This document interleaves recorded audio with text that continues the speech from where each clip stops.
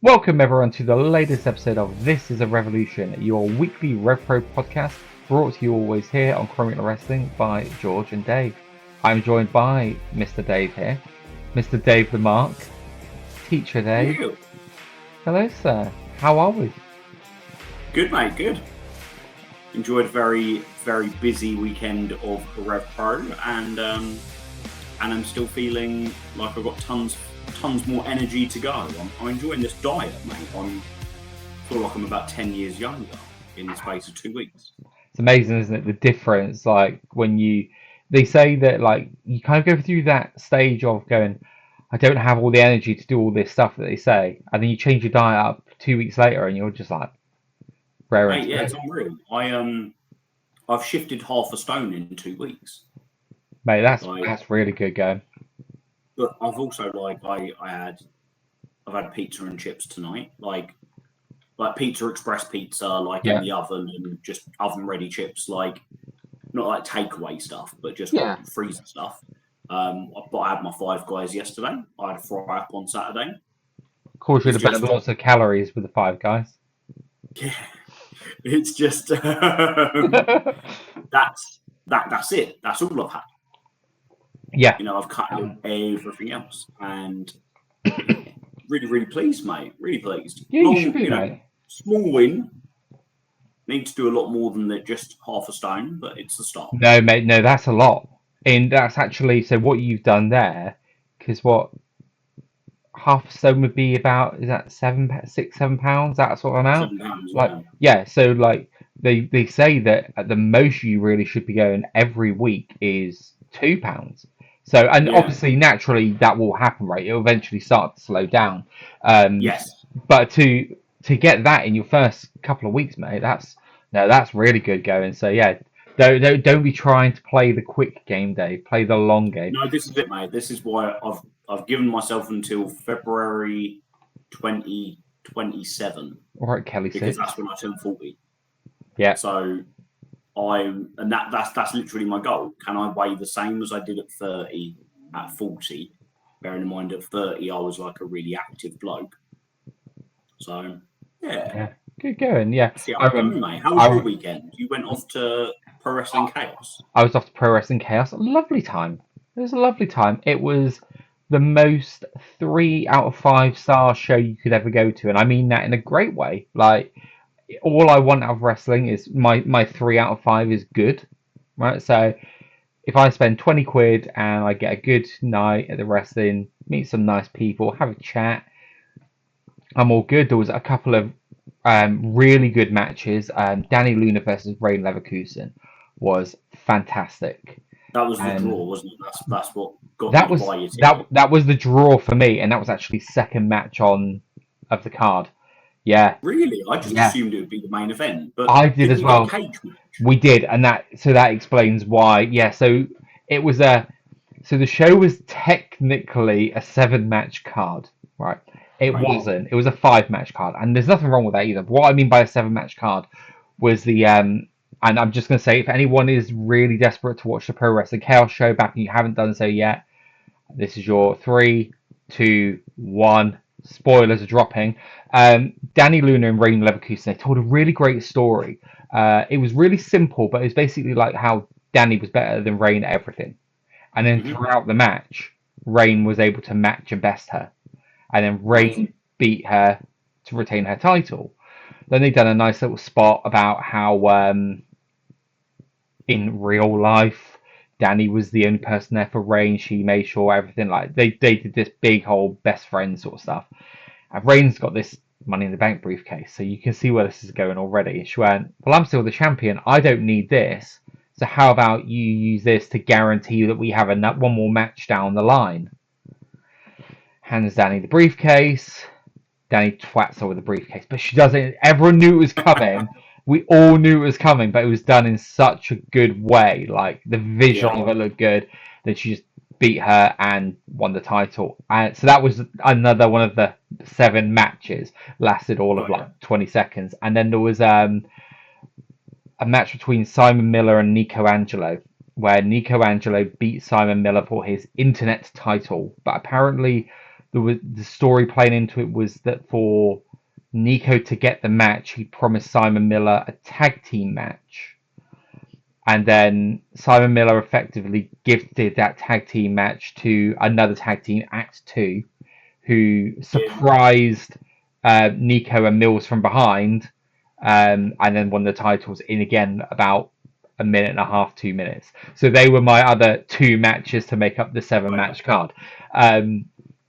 They were moments more than matches, and as far as I'm concerned, the Reign and Danny second match, that was all one big collective, and it was just great. It played into everything you want. It was sports entertainment in the best way. It was great wrestling in the best way. It was story driven beats. Yeah, and then the cage match.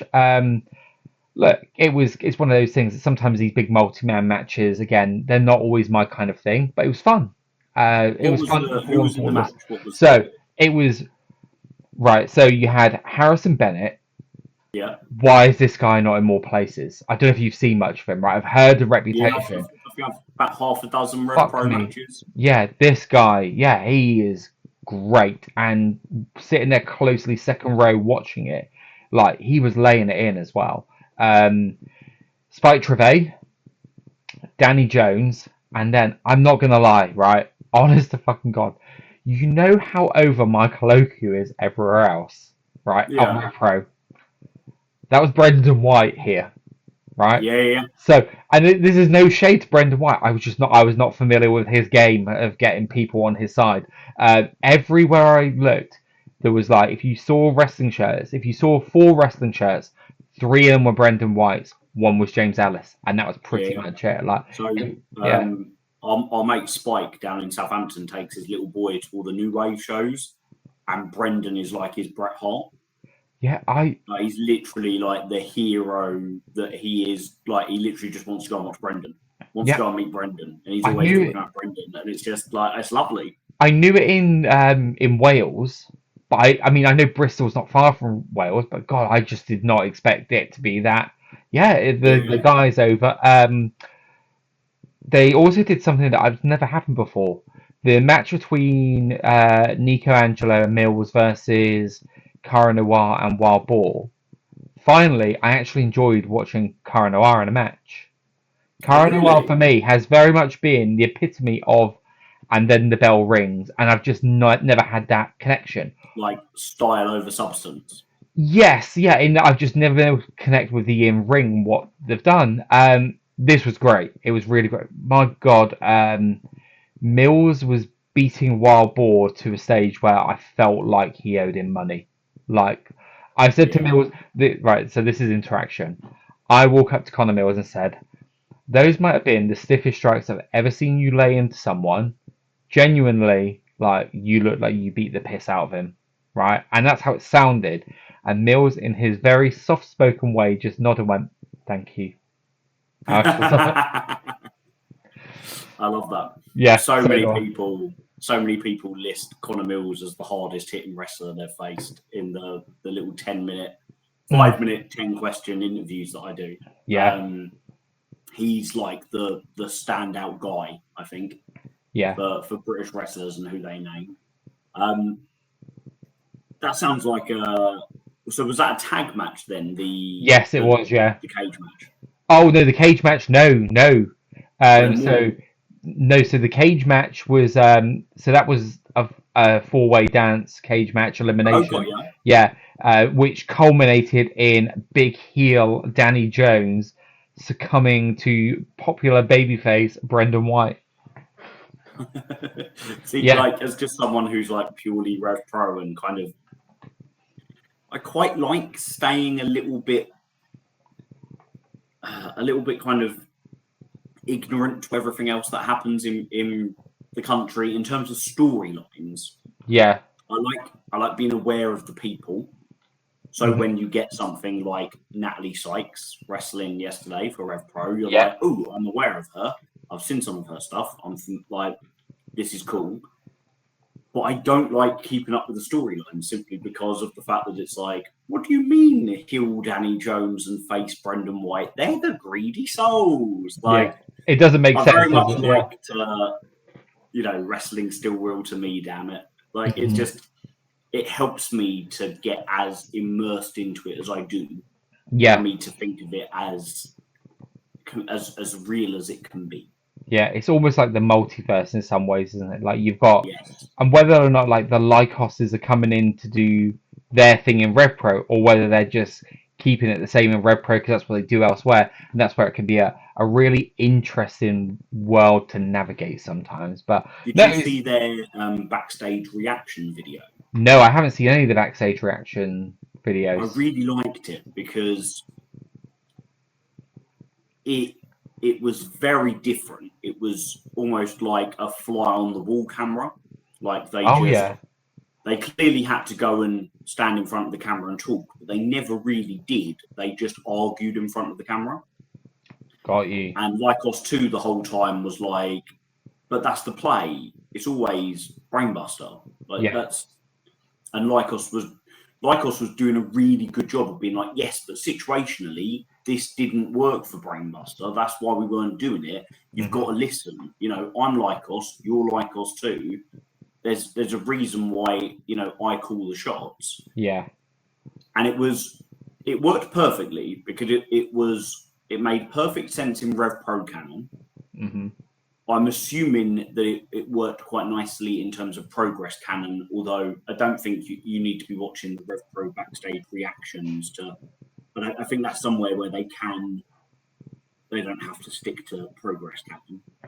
Yeah. And then at the end, Lycos 2 was like, I'll talk to Liam, see what Liam thinks. And Lycos is like, I don't want to hear about Liam Slater. You're not Liam Slater 2. You're Lycos 2. Okay. It was just like, I like it.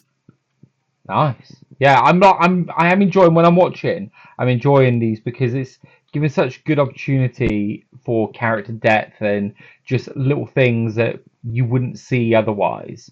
Well, and again, it's the sort of thing we said about progress, didn't we? Like, we liked how they intersperse those in the shows. And like for me, I don't mind whether they do that or do their own separate YouTube thing. Like, just something that is there to help fill in these blanks goes a long way, I think. And you see the progression of some of these guys. It's crazy how far everybody's come in terms of their confidence with it. Mm-hmm. And you can see people are starting to experiment with the format and be like, you know, if you wrestle for RevPro every week and you have to go out and cut a little post-match comment afterwards, there are times where there probably isn't that much to say. So how do you do that in an interesting way? I'm finding them really fascinating. They're a highlight of the week. So sorry, I'm just seeing now. Breaking news. Breaking news about the trios Grand Prix. Yeah. Mills and Jay Joshua look like they've got a partner. Yes.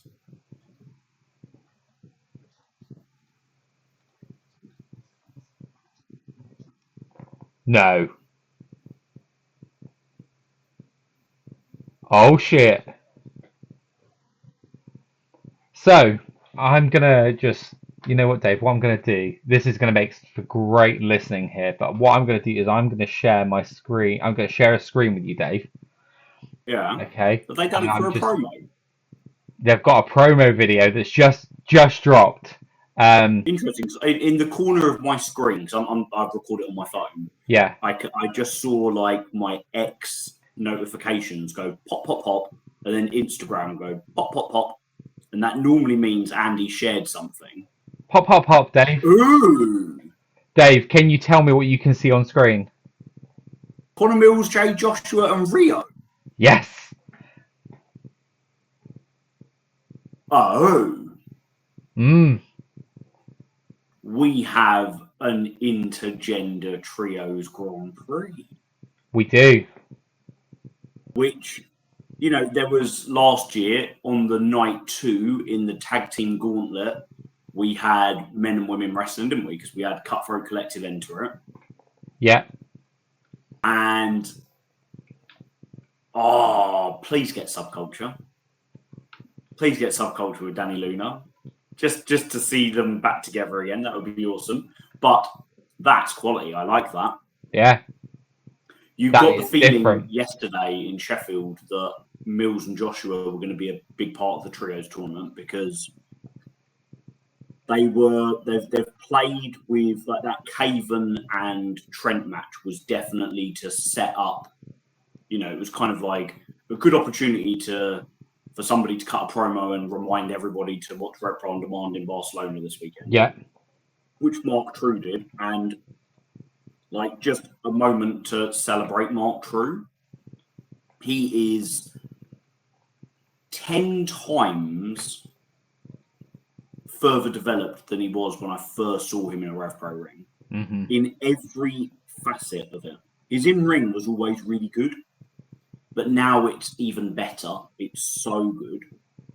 But the way he conducts himself, the way he gets the attention on him when he's not in the ring, but without doing it in a cringy way that's kind of taken away from what is in the ring. His talking, like how people you always talk about sort of like Aussie Open, you could be like Carl Fletcher's like he's the one, isn't he? And yeah, you always knew, yeah. Christian, you'd be like Edge is the one. Like no disrespect intended to Kieran Lacey in the slightest, but Mark True he's the one with the potential to be an awesome singles guy as well and have like a great run in that sense. But he cut the promo after him, Lacey, and Caven had done everything possible to beat Trent, every cheating tactic in the book, which sets up nicely the idea that Caven, Lacey, and True will come into blows at some point. Nito and Bushi in the trios tournament, and then when Trent needed somebody to save him, that's where Mills and Joshua came out, who weren't announced for the show, and we got Mills and Joshua versus True and Lacey in an unannounced match. Yeah. But the fact that it was that segment definitely told you that these guys were going to be in the trios tournament. Yeah. But I would never, if you'd given me 20 guesses as to who their partner would be, I would never have even thought to go down the route of a female wrestler. And No, Rio's class, because she's just going to bully the blokes. It's going to be brilliant. So I saw that Mills had posted saying we found a partner. I was like, interesting. And look, I've been on the Nico Angelo agenda for a while now. And I thought, here we go. Nico's finally coming. And I was speaking with Sharon earlier, and Sharon was like, that's going to be Trent, isn't it? Like, they'll do something a little bit like linked in with the fact that Trent and Jay. And I was like, no, Trent's already got partners. And we're like, lost Trent kilos de Japon. Yes.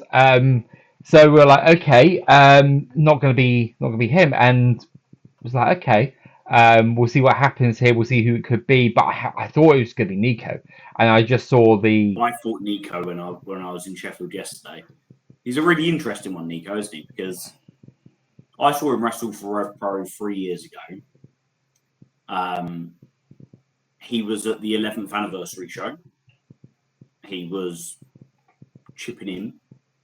Whether he was there, he wasn't there as a punter, because I saw like Miles Kamen and Will Cruz and Blake, like they were all there as punters. They came in through the same door as everybody else. They were on the beer. They were just having a good time. Yeah.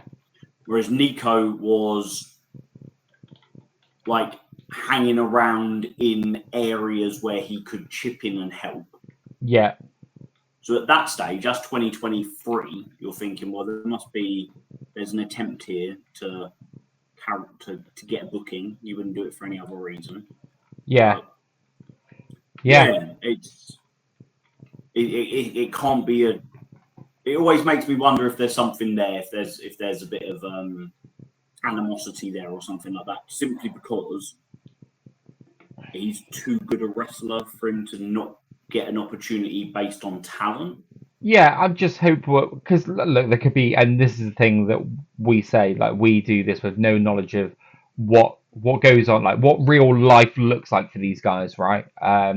And there could be hundreds of reasons as to why that us as fans go, we would love him there. It could be simply down to the fact that there is no space on the card for him based on what there currently is going on. Whether people agree with that and think that that person is more deserving than others, everyone's entitled to their opinion on that, right? But at the same time, you've got your group of guys. You've only got so many shots. But for me, he's someone that if that was the case, I'd still find the space for somewhere. But it could be depend on what the guy himself might want to do, because we forget this, that people might want to go and work for certain places more than others. There could be, like you said, some stuff behind the scenes. It could be anything. What I'm saying is we have no idea, and we can only speculate and go, we would want this, and hope that if there are any barriers, then they eventually get broken down so we can see Nico in RevPro, because he's great. I'd certainly like to watch more matches of his. Yeah, so when I get the podcast started, I always have WhatsApp loaded so I can send you the link, as you'll know, Dave. And I've had messages from people pop up literally because of that match. And I won't name any names. I'll just tell you the messages that I've had. I know all I got was, think I might have just screamed the roof down. Wow.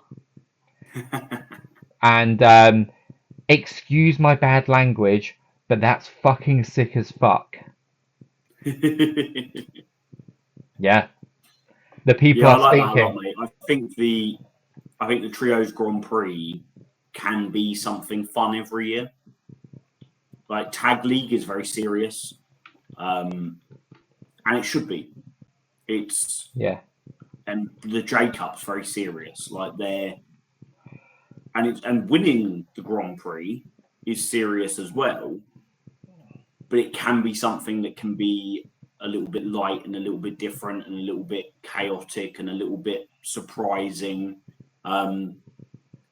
There was an element of like Progress's unboxing to the Trios Grand Prix last year, because you were going to the second show not knowing any of what you were going to see, if I remember correctly.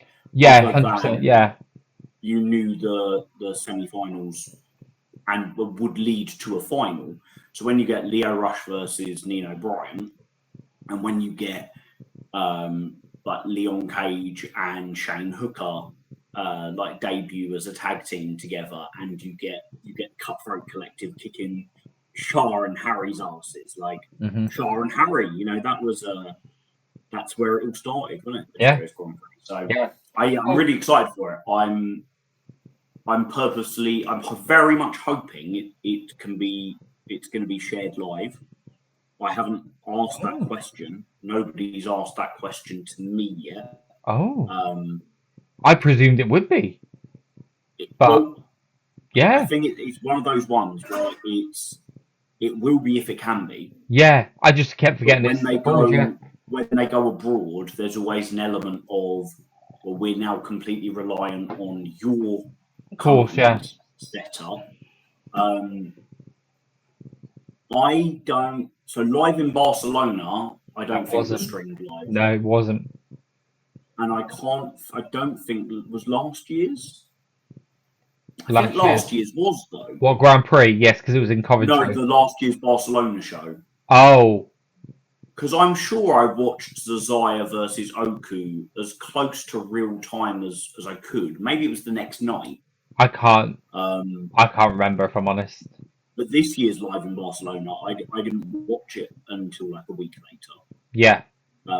Which I can only assume was the fact that there was a delay getting out on demand. But I hope it's streamed live this year.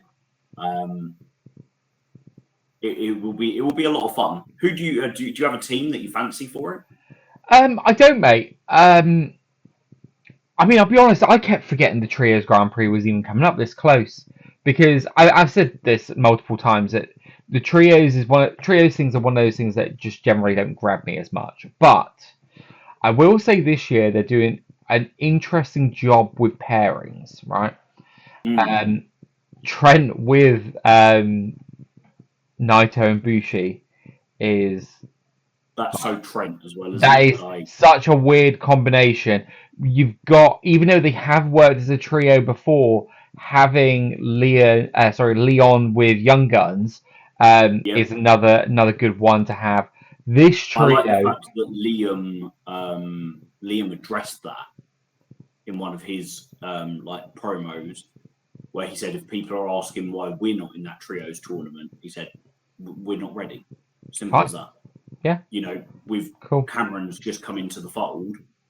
we haven't had any time to prepare for a major tournament as a trio. So that's why Leon's gone out there with Young Guns. He's gone out there to win it. So why not put him with the best tag team in the world? Perfect. And you know what? I like that because everything Liam Slater does is just so good, isn't it? Like, yeah, like I like the fact that I think so as well. I like the fact they've addressed it because it does make you go, well, why are they not all together? So addressing these things, these are the sorts of things that I ask for. But in terms of, do I have a team for it? As it stands, Leon with Young Guns feels one of the ones to me because it doesn't feel like a lot of traditional trios teams in it this year. So you can have that bit of fun. It's the traditional trios team that I really want to win it. I really want it to be Caventry and Lacey. I just think there's so much fun to be had with. Do you remember Owen Hart when he walked around with the slammies? Yeah. And it just worked so well for his heel character. Yeah. Caventry and Lacey could be unsufferable with those trophies. Okay, so before we go down this end, I'm gonna start with the first question. So in case we haven't covered it off here tonight, I'm just looking at how much time we're 26 minutes in. So better actually introduce the format of how tonight's gonna work. So rather than sitting here and doing the dreary, let's review these shows, I'm just gonna ask you some questions about what's coming up at the weekend, some of the stuff that we saw at the last weekend, and call out some highlights in the next sort of 45 minutes to an hour. So with the Trios Grand Prix, Dave, do you think this year we are playing for trophies that are going to get a reward of any kind, or do you think this year is playing for the honour? Because I feel how it kind of comes across to me now a year removed from this, and it's interesting because I thought they would have had to have used all the wishes by the time we got to the Trios Grand Prix. You would have thought had Joe Lando been, well, obviously it's not like this has come out of nowhere. They knew they were running Trios Grand Prix, so you can say, well, Joe Lando should have used his months ago. But it does feel a little bit strange that they haven't used all of their wishes, and now another team is going to potentially get 3 wishes. And I've said it before. I don't like the wishes. I never have done. I just feel I'm a big. I love competitions. I love tournaments. I love tournaments in wrestling. I love the prestige of a trophy. I don't think you need anything more than that, personally. Maverick Mayhew and Callum Newman, I really enjoyed everything about their match and their build to their match. But it didn't need. It was cool that Mav cashed in a trophy to get it, but they could have done that without that.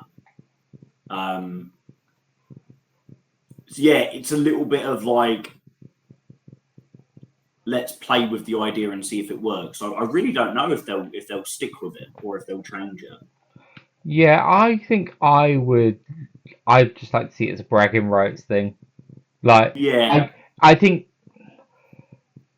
it's interesting, right? Because you've kind of, if you're going with the trophies element and a prize out of it, then cool, okay, let's make it worthwhile. Let's make it like, let's say, for instance, you had Mills, Jay, and Rio win, and they all got a trophy. Then you go, Rio goes, right, well, I'm calling up Mercedes Moné, right? You could have like something like that feels big time. Cool, like this is what I want. I want a plan for it. Now, that's not to say that there wasn't a plan, and I want to preface that as well, because it could well be that Andy went, let's give them these wishes that get things, and they go, we're going to do this, this, and this, and things transpired that mean they couldn't get there, right? But the one thing, RevPro are usually very good at pivoting, and there doesn't feel to have been much of a pivot on this, given that we're still now the week of, and we've got this. I just think the 3 wishes, I think that complicates matters too far. I just think let's just do its own thing.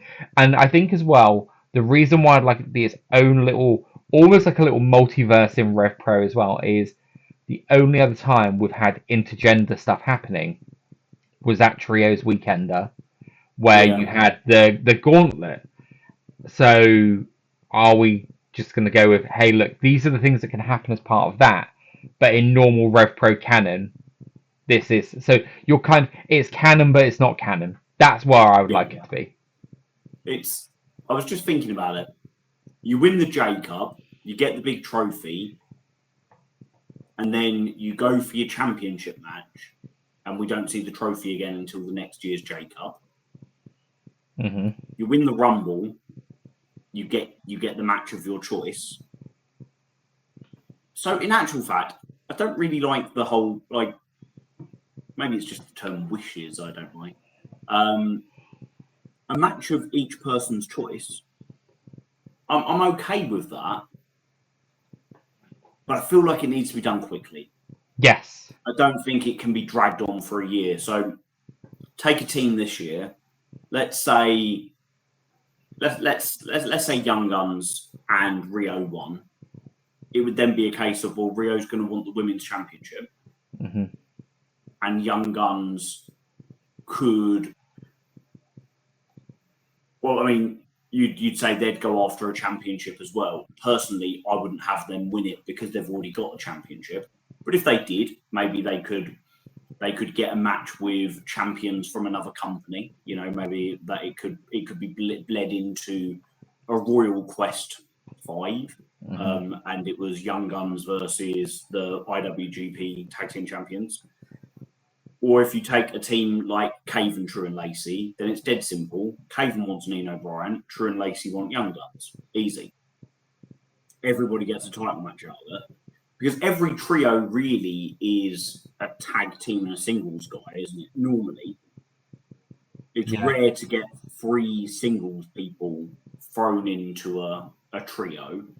And if you did put 3 singles people into it, and they were to win it, you could then play with we all want title shots, and there can be some infighting over who gets it first, and what if you win it? Do I still get my title shot? Does that mean we're fighting each other? And the other thing is, obviously, you don't have to have a plan for every team that are in the tournament. You only have to have a plan for the team that you're going to book to win it. Yeah. You just need to give everybody a little bit of, let everybody fantasy book what might happen for the other teams so that there is some jeopardy. If it were me, I wouldn't get rid of the guaranteed matches from the trophies, but I'd learn from this year and get it sorted quicker. In, I suppose, the same way that last year the Leo Rush J Cup win, for extenuating factors, that it went on, the cashing in took longer than expected. Yeah. And then this year, Nino won it and cashed it in a week later. Yeah. So, it's kind of learning from the past, isn't it? So. Yeah, exactly. I mean, look, I'm going to say I probably wouldn't have Caven, True and Lacey pick up the win. I think that, for me, that would be one that I think would be a little too soon, given the stature of some of the other teams in here. But you never know. We've still, we've got 4 or 5 teams now, so we've still. So I think we were on 4, and then tonight is the 5th. We've still got 3 Caven, left. True and Lacey, CPF, Youngest Guns in Charge, Naito, and Los Tranquilos. Yeah. And then tonight's Mills, Joshua, and Rio. You've got to think the fact that they're out in Barcelona, one of the teams will be a continental team. Yeah. Now, obviously, that would have been Barcelona Blacklist, wouldn't it? Yeah. So I wonder if we'll get Barcelona Blacklist and somebody. Mm-hmm. If we can do it that way. I wonder if there'll be like a wild card tag team in there, in terms of not like a big name, because we've got plenty of big names in there already, but a team that we're less familiar with, like last year we had Damiao, didn't we? And is there someone in that kind of realm where you can be like, oh, okay, cool, here's 3 new people we've never heard of before from Spanish wrestling or from German wrestling. I was just going to say, I wonder I wonder if we might get some representatives from GWF. Yeah, something like that. Just Maybe where from it's the, like, yeah. just to kind of celebrate the fact that this is an event that is in another country.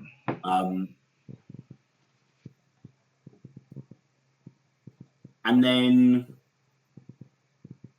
that would be 2 more teams. So Blacklist and somebody, and then a kind of a European wild card. You put Sons of Southampton in there with somebody? I just don't know who. Wonder if Callum Newman's still around.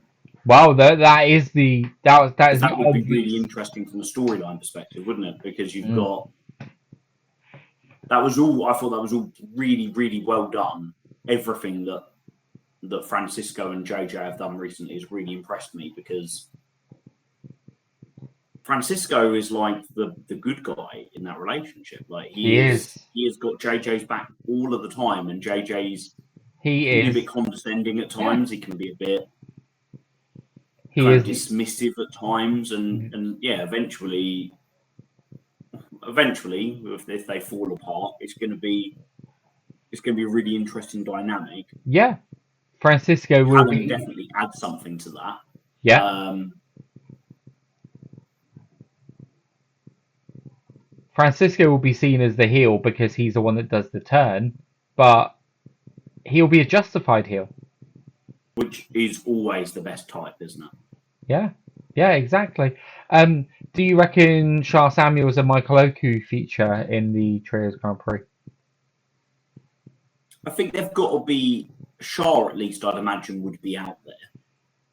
So even if he's not in the Grand Prix on night 1, he'd do something on night 2 and be featured in the match on night 2, surely, just as the champion. Yeah.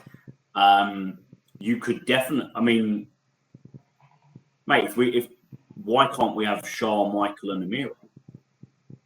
Oh God, imagine. Do you know what I mean? If we can have Mills, Jay, and Rio, and you think that the two shows we've had this weekend.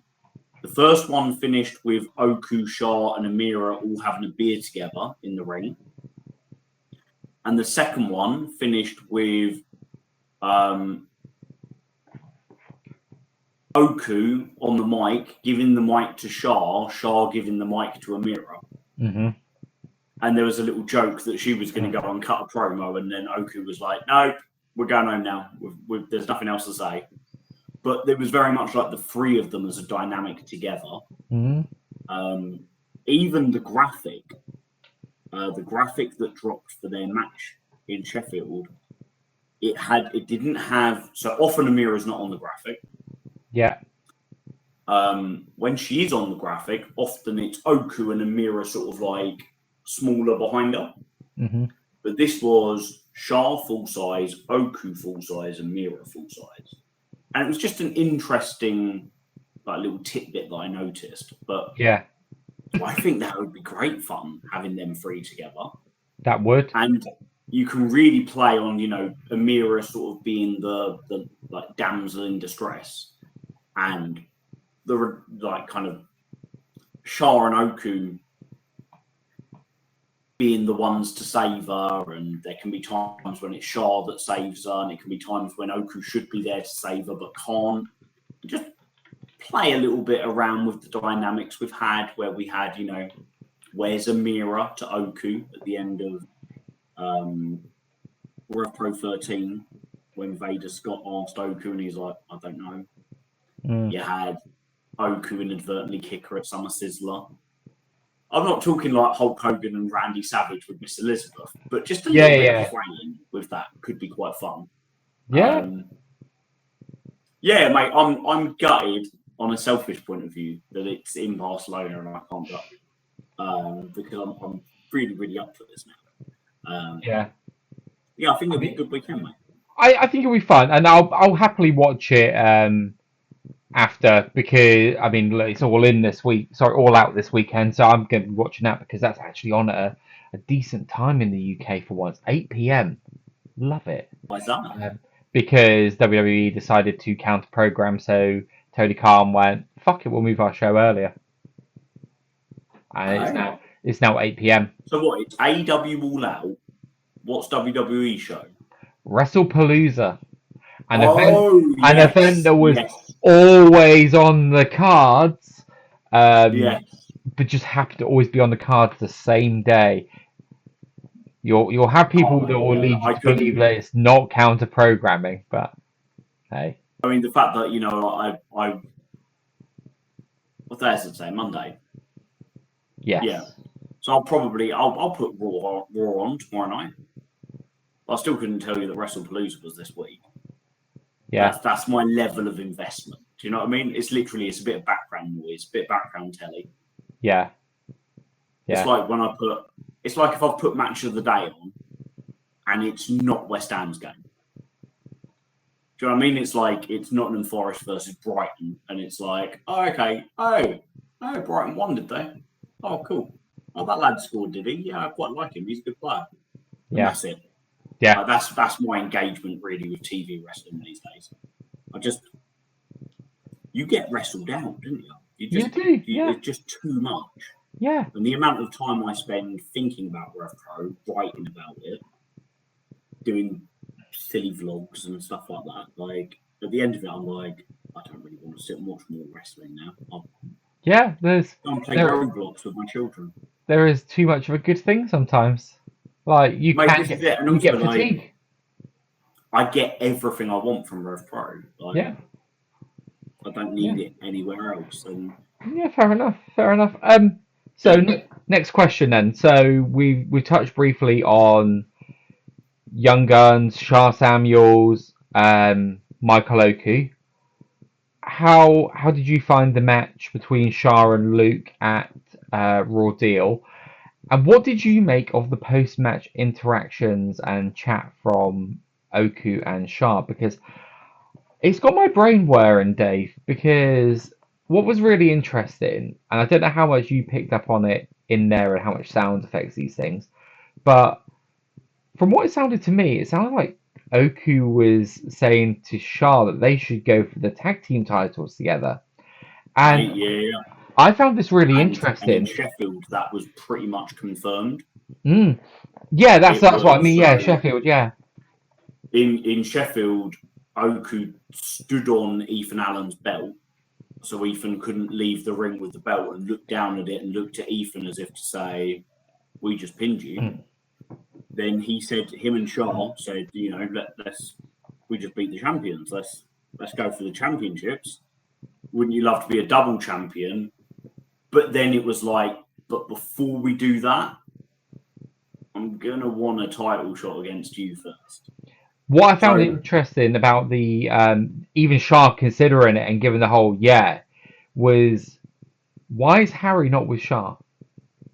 Harry's not with Sha because Sha wants to keep his sole focus on the British Heavyweight Championship. And now he's being tempted by Michael Oku with this other shiny thing. I just found that an interesting little wrinkle because that isn't accidental. That's the way I kind of perceived that was Sha's protecting Harry because you can get to Sha by going after Harry. Ricky did it. Luke Jacobs and Ethan Allen did it. And this storyline doesn't contradict that for me because Sha likes Oku. They're good mates.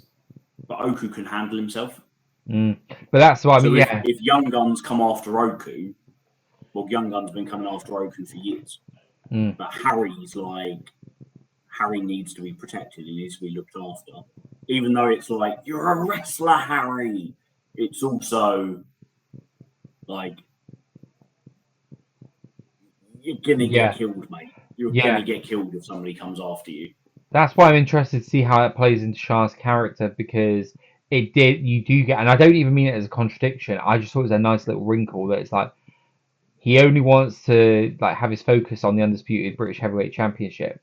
But now Oku's giving him should we go for this? So it's like, maybe. A little bit of a magpie there, keeping his eye on the shiny thing. But I like how they set up. That tag match actually happens. Because depending on how Oku versus Shah and Porchester Hall goes, maybe they're not on the same page after and aren't going after the tag belts. Yeah. Maybe this is Oku's heel turn. And therefore that definitely can't happen because Oku's just beaten Shah and run off with the belt. Or Oku loses and goes into self kind of, I'm not sure what the word would be, but like kind of like self-destruction. And that's how he turns heel. If they do the tag match, I think it would be great for that to be live in London 101. So you've got big title match at Porchester Hall and then another big title match at Porchester Hall. So you're like, do you know what? Live in London's are going to be bigger than they used to be. Mm-hmm. We've got a beautiful new venue, additional space, additional seats, more standing room. Let's get the crowds in. But it's got me thinking and it's got me interested, and that's all I ever ask for. Just have enough there to be like, ooh, I wonder where this is going. In terms of the matches, I thought Shah and Luke was really, really good. I really enjoyed it. I had a chat with Mark Bradshaw in Sheffield yesterday, and we both agreed, had it been in another venue, it might have got an even hotter reaction from the crowd. But Stevenage is sort of like notoriously a bit unpredictable with the volumes and the engagement, and also it is one where sometimes you'll notice that some of the crowd tends to leave a little bit earlier. Yeah. Because you've got families that have taken their kids, and when it hits 9 o'clock, they're like, right, we're going to go home now. But I thought it was really, really good. I was watching Shah the whole time in awe of how good his celery is. Like, from the very first punch that Luke sucker punched him with, he was selling the eye. But in a way where it was like you know, I can't remember which ref it was, but I think it was Oscar, I'm not sure. Checked on him and being like, you're right. And he was like, yeah, fine. But you could see him sort of like give the eye. And then from that moment on, it was all about the eye. And Shah just having not perfect vision for the match. And it was... Okay. He sells everything so well, whereby it even affects his own offense. It's just... There's something about the older school wrestlers, like there's a reason why Shah and Trent are two of my favourite wrestlers to watch. For what I'm looking for, the details and the realism in everything that they do. But yeah, I really enjoyed that. And then on the Sunday, my match of the night was Kanji and Rio. But chatting to a couple of people, so I was chatting to Chris Burke after the show, and he said that he really enjoyed Kanji and Rio, but the tag match was his match of the night. And I saw a little bit of a kind of consensus towards that in the online spheres as well. So really good weekend for everything Sha Samuels and Luke Jacobs in terms of like in-ring work and storylines coming out of it and stuff like that. Nice. And you touched there on the women's division, so some big notable matches going on there this weekend. And matches that were either scheduled and didn't happen, or which obviously creates opportunities in itself, or just big matches. How did you come away? Dave's just disappeared from my screen, so I'm gonna set this up. I think he's dealing with some internet problems there. So, I mean, look, I want to know what Dave thinks about this, because I was really, really keen to see how Rio versus Kanji would happen on a RevPro match, because the Progress match I saw between the two of them was fucking awesome. So, I mean, that's interesting. Yeah. So I've seen one Rio and Kanji match. You've seen a Rio and a Kanji match. So what was their match in Progress like? Like, what was What was the dynamic? You know what? I found it great. I found it really intense. I found it really hard hitting. It was a good technical striking brawling match. It was just really, really good. This was very much like this was the classic speed versus power. Mm-hmm. And the idea that for every 10 kicks or forearms that Kanji hits, Rio only has to hit one. Mm. And that's such a simple story, and it's a story that we've seen loads and loads of times before, but it was done like exquisitely. And I just found myself studying it so hard. I took myself to a new spot in Sheffield. Basically stood in the worst place possible, like you'd think as a punter, but I really liked it because I had a really clear view of everything. I'm starting to really enjoy being behind the crowd, so I really get to see everything and feel everything.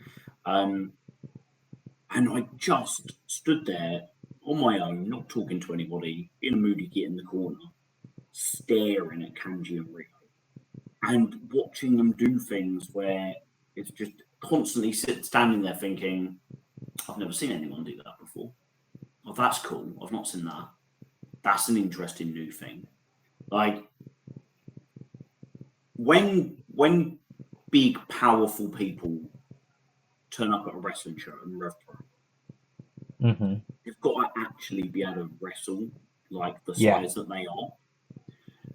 I think to like when we first saw Oscar, when we first saw Golden Boy Santos, like you'd kind of like look at the size of them and be like, you can go harder than this. Like the RevPro style allows you to go harder than this. You don't know your own strength. I think it took Josh James a long time to find his own strength in terms of, I suppose it comes down to not just what you physically can do, but what you physically can do safely as well. Yes, because and that's it. Yeah, going in there and using their size and taking risks and hurting somebody because they're trying to show how strong they are, but they're misjudging things. Yeah, and I'd say that's where So when Jay Rio, Joshua found that quite good at the beginning.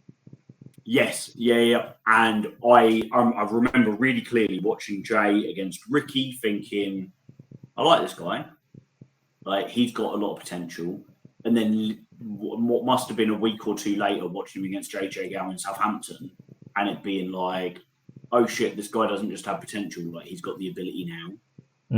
Like, that was the match for me where I saw that and was like, yeah, let's have him on every card. Yeah. With Rio, the first time she hit Kanji, it was brutal. And then the first time she lifted her, she even did like a gorilla press on her. And it was really, really clear the story they were telling. But it was a story I've seen dozens of times before, but done in a way that I've never seen it done as well before. And I'm going to do a list. I'm going to do a list this week because it's been playing on my mind for too long for me not to share it wider. Yet again, we have a woman in Revolution Pro Wrestling whose best match was against Kanji, because that was the best Rio match by a distance that we've had so far. And that's high praise because I've been a really big fan of Rio since the second I saw her. What I really liked, though, about the whole weekend was how little it was about the Cutthroat Collective. And that's the reason I like that, is because it shows the layers in the women's locker room and the women's division now, because you've got Cutthroat Collective storylines. We've got Sapphire Reed and Alex Windsor with Lizzie, Nina, and Mercedes wrapped up in it. But you feel like the big match is Sapphire versus Alex.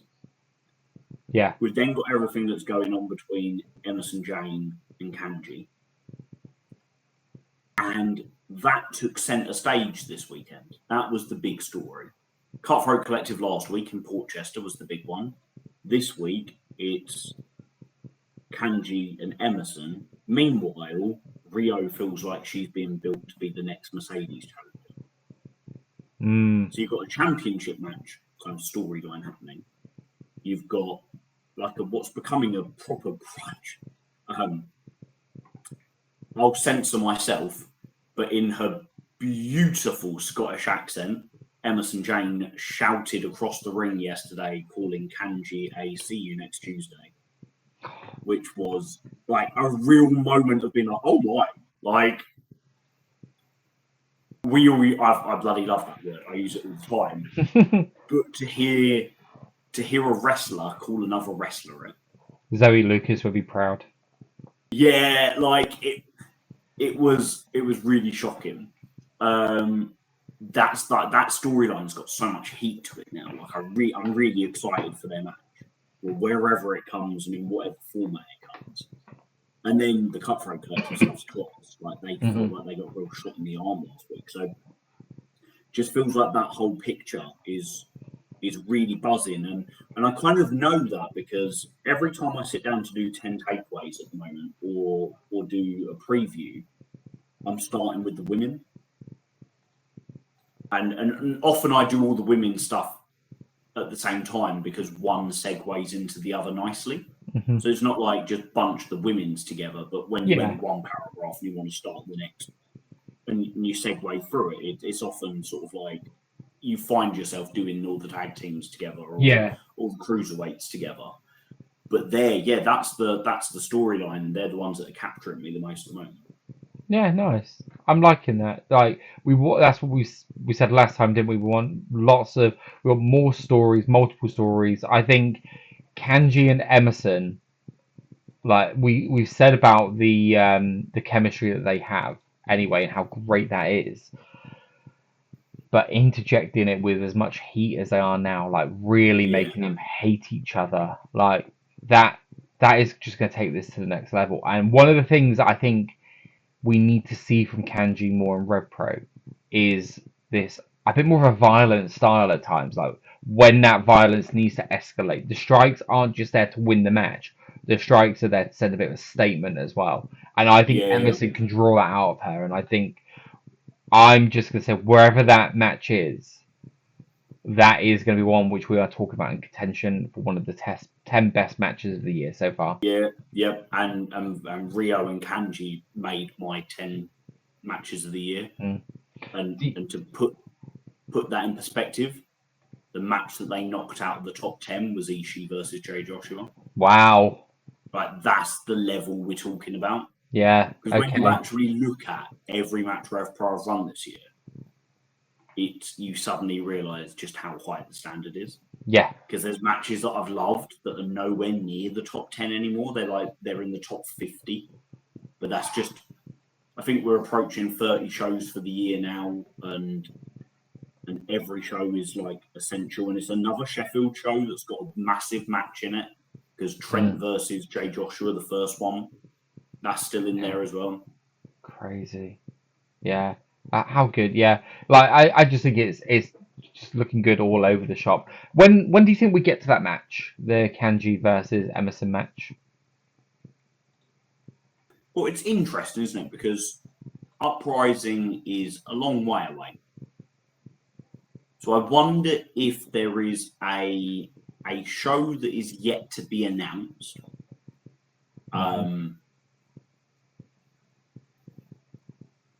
Maybe a Doncaster or another Wolves show. Oh no, we've got Fantastica Mania, haven't we? So it won't be another Wolves show. So I wonder if there's like another kind of like an epic encounter. Something where it's like, it's not high stakes, it's not Uprising, it's not all out kind of top. The best possible things that they could put on. It's kind of like that next run down. Yes. Almost like what we would normally call like a Stevenage show. Yeah. If there was like a Stevenage type show they could run where it's like we could get a few hundred in here. So let's put on some stuff to make it high profile. There are gaps in the run between now and the end of the year, but there aren't that many gaps. No. And I'm starting to think that actually maybe, Uprising it is literally Uprising now, in which case we're going to get some big matches on these live-in shows. I wonder, my first thought was that they'll do it in Coventry. And the reason why it kind of makes some sense to do it in Coventry is because Emerson and Kanji's story started in Coventry. Their first match was there.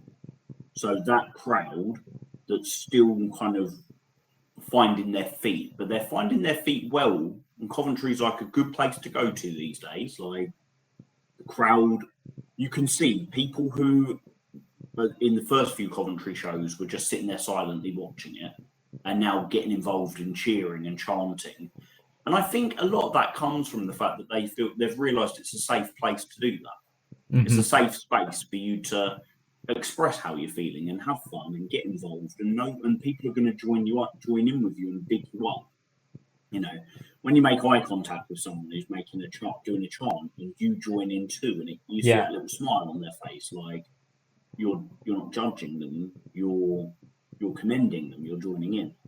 So if it's a live-in show, I think it'll be then. I don't think they could do it on a Fantastica Mania. I feel like that's going to be a standalone show. It could be a big Portchester Hall match, depending on how much they want to stack Portchester Hall. And it's funny, isn't it? Because if they announce Emerson versus Kanji, straight singles match, I'm not sure how much to the casual fan that you'd look at that and be like, oh wow, I've got to go to that. Mm-hmm. If they announce Emerson and Kanji in a stipulation match, maybe a 2 out of 3 falls, they quite like that. It's a popular stip. That might draw a few more in. I feel like it's going to be one of those where it's not, the graphic isn't what's going to draw people in. It's the match that's going to reward the people that have watched it from the start. Yeah, I'm with you. Definitely will deliver. I think so. My mind, looking at the schedule that we've got, I think Coventry, we get something like Kanji versus Lucia Lee, right? So Lucia's been cleared, she's back, she's wrestling, and they also had the match there. What was it, earlier this year? March time? Yes, maybe it was really weird match because Lucia was the hometown, the popular babyface, and Kanji was getting booed. Yeah. Now I think we could have that match where they play into that bit, and that's when we see Kanji come out with the stiffer strikes and get a bit more aggressive in her style, and Emerson is there, and that we just again kickstart this, like just have Emerson attack on site. That is then one of the matches for Live in London 100 the week after. That's where I think we go with this. That is going to be a big show. Andy Quilden's already said that's going to be a show that's going to have a few big moments happening on it, and it needs to, right? It's show number 100 of monthly shows in London. It's a little bit more expensive a ticket, isn't it? Oh yeah. I'm already seeing that from people saying this is more expensive than normal, so excuse me if I'm expecting some big names here. It's like, okay, it's a $5, maybe. I love that. Like it's £5 more expensive. Yeah, maybe curtail those expectations. Brian maybe one. Yeah. Versus Zack Sabre Jr., please. Yeah. But the last time that the ticket spiked up a $5 was Suzuki. Yeah. And the time before that, it was Ospreay versus Eddie Dennis. Yeah. Back when Ospreay was a semi-regular in RevPro, but that was at the 229, and Ospreay at that point wasn't wrestling at the 229 anymore. Yeah. He only really did that in the pandemic. Yeah. So yeah, I'd imagine we'll get. First of all, we're getting a championship match. We're getting Sha Samuels versus Michael Oku. Yeah. For me, that's a York Hall main event or an anniversary main event. We're getting it on a monthly London show. So there's my money's worth. Yeah. But I'd imagine for the more casual crowd, or I feel like we've got three kind of groups of fans. Is the way I sort of think of it. Is you've got your casual fans who see a wrestling poster, or sort of like your new fans more than casual fans that see a poster and think, oh, I'll give that a go. Or the people that have maybe been to a RevPro show before, been to a wrestling show and think, oh, I'll pop along, that would be good. I've heard of him, he's good. Or I've seen him on the telly, let's go and watch him. Then you've got your fans like myself that go pretty much go to everything and just trust the process. You don't need to announce anything. We trust the process. And there's a lot of us. I'm not the only person that goes to all the RevPro shows, not by a long stretch. Yeah. And I'm not the only. And there's lots of people that I go to everything that's in the UK, and there's lots of people that don't quite do that. That they're like, well, I do everything except Southampton, or I do everything except Sheffield. If you're like you yourself being, it's going to have to be something special for you to get up to Sheffield from where you are. 100%, yeah. In the same way that someone like Mark Bradshaw, who's based up in the north, it's going to take something really special for him to go down to Southampton. I'm just lucky with being like in the epicenter. So you've then got the third crowd who are keen BritRest followers, but aren't like devoted to one company. Yeah. And that's a crowd that you want to draw in as well. And you don't necessarily draw them in by booking the Good Brothers, but you draw them in by putting on something they've not seen before. Which is hard, right? That's hard to do. Yeah, exactly. That would have been, and also sometimes I'd look at it and be like, well, in that case, why weren't they in Portchester Hall for Rio versus, what did we have? Rio versus Emerson James. Emerson James, yeah. Like that's a pretty awesome one. Yeah, agreed. And on that note, Good Brothers, absolutely quality this weekend. Yeah, nice. I was so impressed with them. It would be so easy for them to come over. And also, it would almost be part of their shtick, wouldn't it? Come over, wrestle a 5-minute match, don't take a single bump, and then just, fleece people at the merch. Well, it would, yeah, you're 100% right. That's almost their shtick, isn't it? Like, that's talking shopomania. Like, yeah. But they were brilliant. Both their matches were really entertaining. They've still got so much in them. They were brilliant with the fans. Their merch, there was a few of us that even told them, they were like, boys, you need to stick an extra tenner on your merch. Like, yeah, you're making the British wrestlers look bad. Like, do you know what I find really? You know what I mean? Like, I'm paying 30 quid for a t-shirt from a British wrestler and 20 quid for a t-shirt from you boys. Yeah. But yeah, I thought they were class. And I don't know how much this was talked about, but they cut a promo afterwards, and Carl Anderson very clearly said, we want the Undisputed British Tag Team Championships. Interesting. Now, that could just be workers working a crowd and saying, get another opportunity to remind everybody they're 8-time world champions. Or they've got some more dates in the diary with RevPro. Yeah, it'd be interesting to see. And that's why we got such a good weekend from the Good Brothers. Yeah. Because it's not like, we'll pop in, work this indie and bugger off again. Yeah. I'd absolutely love them to hang around. I've been huge Anderson and Gallows fans for years. Yeah. And I'm not normally one for TV wrestlers. That don't impress me. Like, that sounds so arrogant. But, it does, but I know what you mean. Yeah. Like, I watch Connor Mills every week. It doesn't impress me that Joe Bloggs wrestled on AEW 15 times. Yeah. Because Connor Mills is 10 times the better wrestler than Joe Bloggs would be.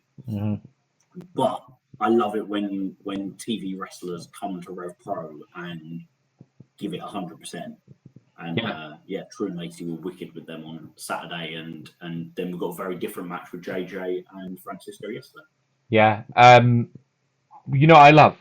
They've only ever had 2 RevPro matches. Yeah. And you've seen one of them live, and I've seen the other one live. Yeah. And they're a decade apart.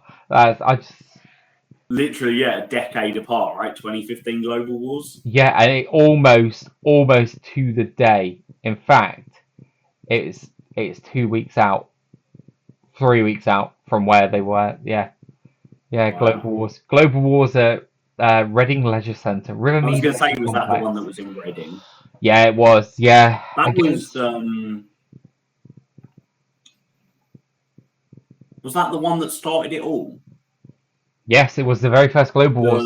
The A Squared podcast episode when Andy talks about the fact that they were basically never meant to have that show. Yes. And it was meant to be another company working with New Japan one day and RevPro working with New Japan the other day, and then the other company couldn't pay their bills. Mm-hmm. So Andy kind of swooped in and kind of saved the day with his bank account. But on the other hand, the relationship with New Japan blossomed from there, because it was like, well, this guy actually delivers, backs up what he says he's going to do. My wrestlers are safe in the ring with his wrestlers. We also know that this was the show. This show and the match directly contributed to Will Ospreay being signed by New Japan when he was. So, look, he was always destined for greatness, right? And he was always going to go and do stuff like that anyway. But without all of that happening. Is it fair to ask the question, was he? I think it's fair to ask the question of what does the world look like? Like, there is obviously a world where he doesn't, because in that moment he doesn't have the match he has, right? Like, that is... Yeah, like, there must be a world where Will Ospreay is still just the best kept secret in British wrestling. Yeah. And the thing is, people could look at it now and be like, no, he's too good. He's too good now to go unnoticed. But would he be the wrestler he is today had he not gone to New Japan? Yeah, I agree with you. I think that has a massive, massive part into, like, because I remember being there watching Will Ospreay at that match, because the one in Southampton against Ricochet, that was one where I went, oh, this lad's got something. Like, I really like this lad. And then obviously AJ and Jushin Liger was the match that got me there. And I was like, oh, this Will Ospreay lad's wrestling again. Cool, I get to see him. Like, it didn't matter that I was like, Okada, yeah, I've heard of him, he's pretty good. Tanahashi, who the fuck is Naito? Like, there was genuinely, mate. Like, at that time, that's who I was. Like, don't know who this Naito is. I fucking knew who Tenkoji. I went to my first CMLL show when RevPro did Fantastica Mania. And I had to, after the show, I had to look at my photos and look at the graphics to remember which wrestler was which. Yeah. Because I'm not affair with the CMLL product. I know certain people, but could I tell on site which one was Neo and which one was Magnum? No. Yeah. I was a big Satoshi Kojima fan though, from when I would watch like 2001, 2002 MLW, and he was a big part of that then. So yeah. To get Satoshi Kojima, I was like, yes, come on, like. And do you know what? This kind of segues quite nicely into that. What New Japan did to Ospreay, look at what New Japan's done to Callum Newman. Like, both times we've watched him in the last couple of weeks, Porchester Hall, and then the backstage reaction video, and then him wrestling Maverick Mayhew on Saturday, and I'm watching him thinking, there's a very strong case to say at some point put the belt on him. Yeah.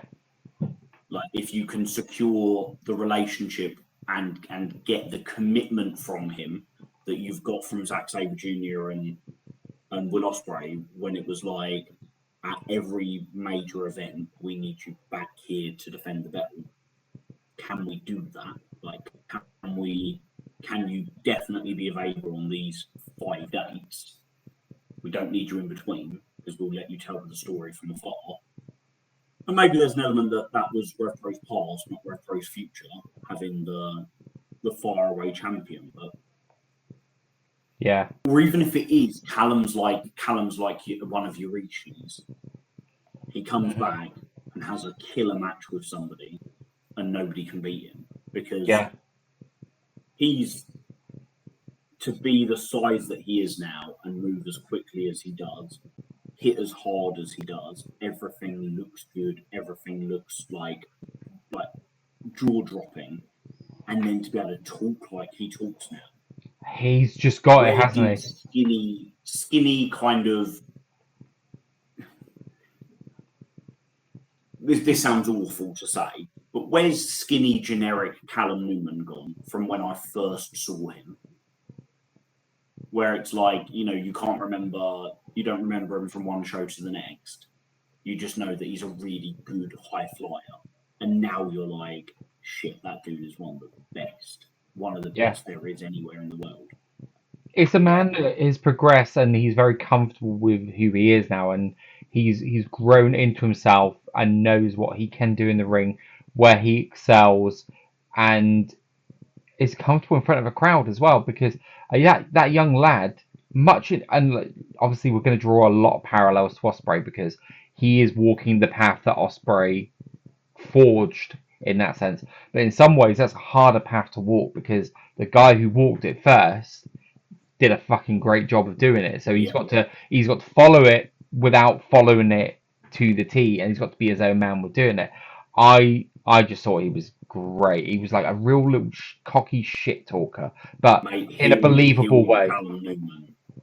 Because he's babyface in New Japan, but Callum Newman has to be the way to go in RevPro.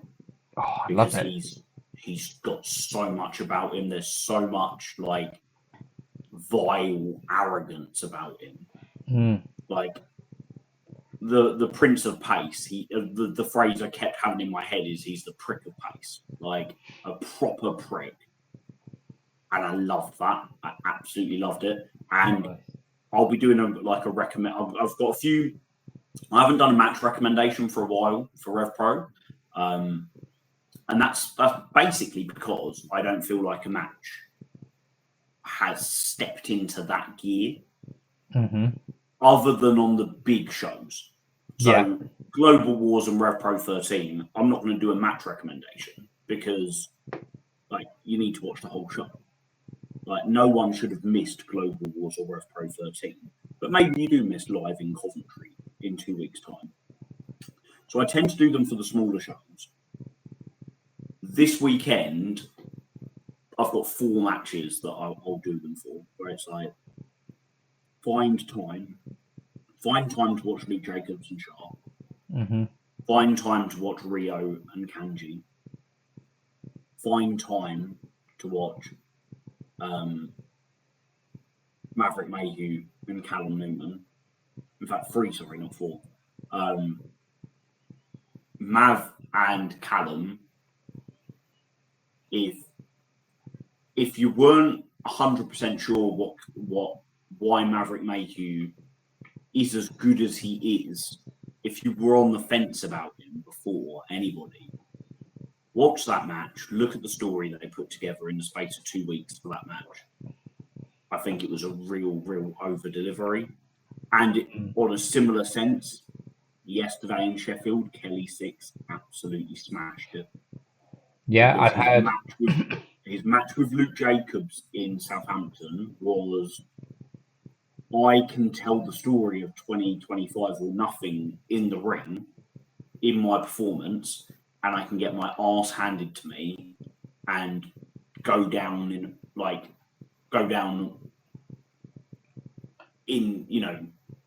in a fight kind of in a way. Yeah. But yesterday it was the best of Kelly 6's offense. You realise how kind of innovative he is, how many moves he does that you haven't seen before, how many ways he moves and navigates the ring in a way that's unique. The guy is fundamentally very, very, very good, but also has lots about him that makes him stand out from other people. Yeah. And yesterday I was watching him thinking, Yeah, I want to watch Kelly 6 again next week. Let's get him on the card next week. Yeah, I Like, feel that there's a lot of similarities to draw between Perception and Maverick Mayhew and Kelly Six. yes, Now, I agree. Maverick Mayhew is not someone I've seen wrestle a lot of singles matches, so I don't really have this opinion. And Kelly Six was someone I saw wrestle a few times. I was like, just not for me. Right? Didn't really stand out in any way, shape, or form. Good look, but it didn't really stand out to me in the ring. And I feel coming out of this weekend after the matches that they've both had, and obviously Kelly coming off the back of that match with Luke Jacobs as well, which I thought was really, really good for both of them as well. Like that, just make that clear. I feel like there's a phrase that I'm gonna like sound really, really old man saying this, but as the kids would say, I'm sorry, I was not familiar with your game. Right? That is, I'm seeing people coming out just saying, I was not expecting that from Maverick. I've never seen Kelly Yeah, Six wrestle before. They were great, and you know what? Fair play to them because they probably have been painted into a corner where, for whatever reason, they've just not connected with people in the way they'd have probably wanted to as singles yeah, wrestlers. And they go, okay, here's your shot, go for it. And by all accounts, they both smashed it. So fair play yeah, to the lads. yeah. And you think like Kelly 6, like he put it all on the line when he did the 2025 or nothing. Hmm. I remember when he first posted about it, and me looking at it and being like, wow, you're brave. Wow, you are brave to put that out there in the world, because right now I don't see how you're going to get there. I don't see how you're going to get from where you are, where like it doesn't even feel like you're in the back of Andy's mind, let alone the front of it, to now where I'm genuinely like, I really hope he's on the Portchester Hall card. I really hope he's on the Coventry card. Like, I want to see what else he can do. Yeah. And Maverick Mayhew, there's so much love for Danny Black and Joe Lando. And you know, the match he had with Connor Mills when Mills berated him was genuinely quite painful to watch. And Callum Newman calling him the afterthought of CPF has an air of truth to it. Hmm. And you do see, you know, these people, they see everything that's online and they hear everything because, you know, they're just ordinary people like we are. They see him have his moment where it was just like, do you know what? You were one of the biggest highlights of this show. The 2-week Maverick Mayhew storyline was a real highlight for me of, it'll be something that I remember for years to come. Yeah. Do you know what I mean? Like, I will remember the little story that they did, and I mean little in terms of how short it was, but I'll remember how big it was in terms of how invested I got in it so quickly. And there are some wrestlers, mate. There are some wrestlers that are, you know, really, really good workers, but you got to invest me in your story. Yeah. There's a reason You're why right. Sha Samuels and RKJ is my number 1 match of the year, and Michael Oku and RKJ is my number 2 match of the year.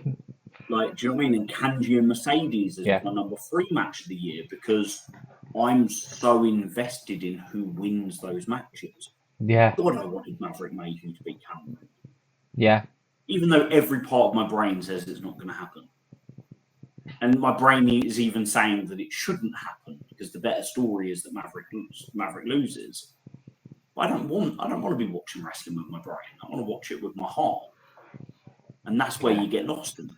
Yeah, I think that's a, you know what, that's a really lovely way to kind of end up that talk about the match and the shows. You started segueing into something that I was actually going to ask you, because I found a new feature on Cage Match over the weekend that I didn't know was available.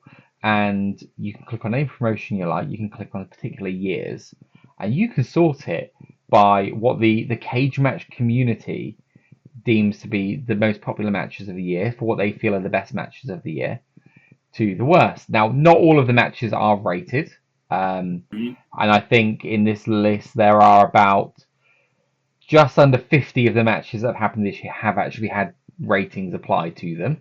But I want to see, what 5 matches do you think make up the RevPro audience, the top 5 matches of the year?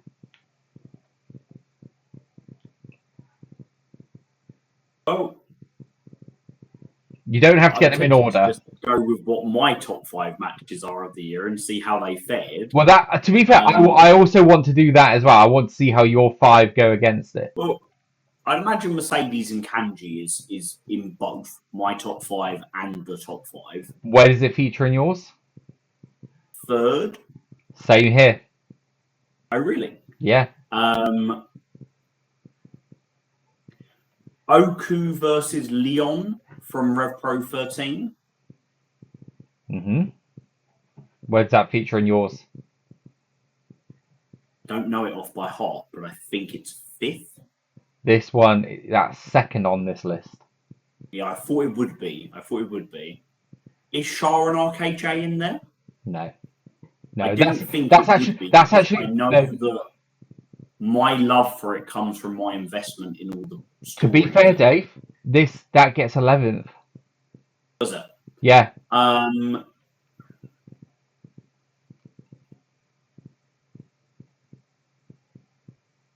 Kanji and Mercedes, Nemes and Jang. 4th. Yeah. So am I missing the number 1? You're missing number 1 and number 5.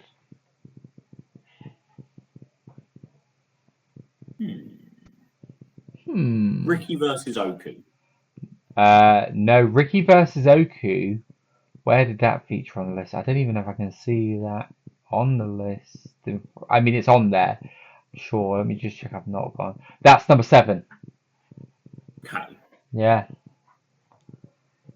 And the other one that I'll give away to you, who's not featured in the top 5, but is probably featured in the most other matches, despite not getting into top 5 himself, is one called Manders, who features in 1, 2, 3, 4, 5, 6 of the matches ranked 6 to 20. Ishii versus Jay Joshua. No, that actually ranked 0.1 lower than Sha and Ricky. So you know what? Desire and Zack Sabre Jr. Number 5. I'm gonna give you. What the hell's number 1? I'm gonna give you one more chance to get number 1.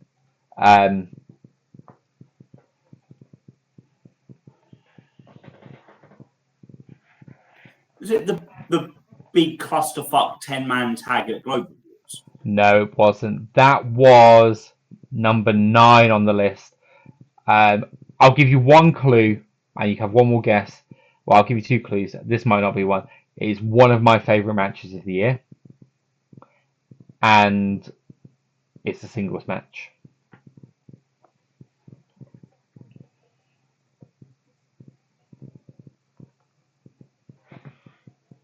See, if you hadn't just said a singles match, I would have gone for CPF versus Young Guns at Revolution Rumble because it was so popular.